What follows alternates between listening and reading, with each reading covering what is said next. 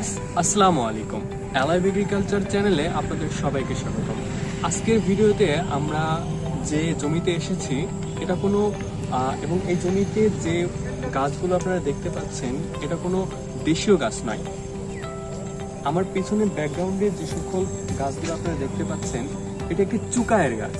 এই চুকাই কোনো দেশীয় কোনো ফসল নয়, এটি একটি বিদেশি ফসল। এটা যেমন সাধারণত ইন্ডিজিনিয়াস আফ্রিকান একটি ফসলের জাত এটা।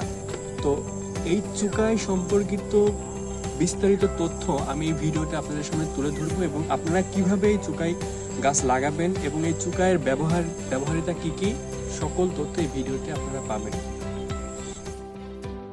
প্রিয় ভিউয়ার্স, এই চুকাই বাংলাদেশে বিভিন্ন অঞ্চলে বিভিন্ন নামে পরিচিত,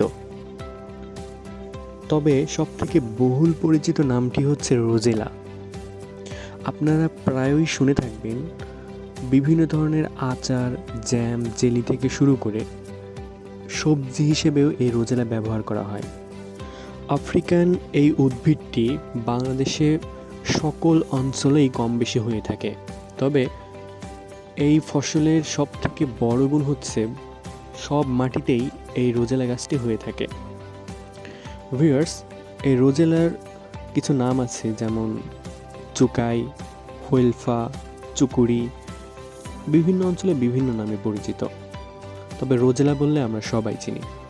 আপনারা দেখতে পাচ্ছেন এখানে একটি লাল রঙের কিছু ফুল দেখতে পাচ্ছেন, এগুলো হচ্ছে রোজেলা ফুল। এই ফুল থেকেই আপনারা নিচের দিকে দেখুন কিছু ফলও ধরে আছে।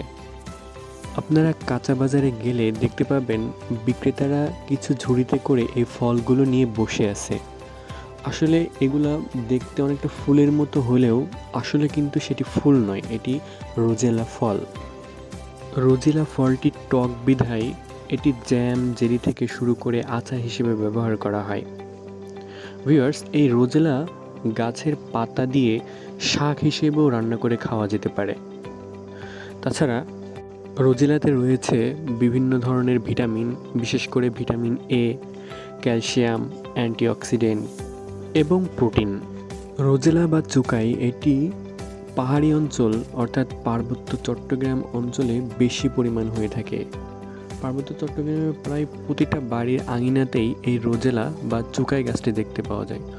অনেক এলাকায় এটি মেস্তা নামে পরিচিত। তাছাড়া রোজেলার আঁশ থেকেও শক্ত দড়ি, রশি তৈরি করা হয়।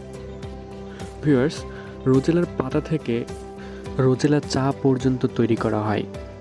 রোজেলা বা চুকাই গাছটি আপনারা এপ্রিলের শুরুতে অর্থাৎ বৈশাখের শুরুর দিকে গাছটি রোপণ করবেন। এই গাছটি রোপণের প্রায় 120 থেকে 130 দিনের মধ্যে রোজেলা ফুল দেওয়া শুরু করবে, অর্থাৎ এদের জীবনকাল অনেকটা মেস্তা পাটের মতো। ভিউয়ার্স, এটি সাধারণত উঁচু অঞ্চলে অর্থাৎ যে জমিতে জলামগ্নতা অর্থাৎ পানি জমে না এমন ধরনের জমিতে রোজেলা ভালো জন্মায়, অর্থাৎ রোজেলার উৎপাদন ভালো হয়।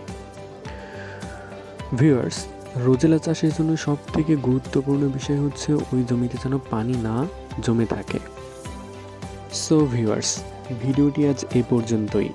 ভিডিওটি কেমন লেগেছে এই সম্পর্কিত কমেন্ট আপনারা ভিডিওর কমেন্ট বক্সে দেবেন এবং রোজেলা সম্পর্কিত আরও তথ্য পেতে আমার চ্যানেলটি সাবস্ক্রাইব করবেন।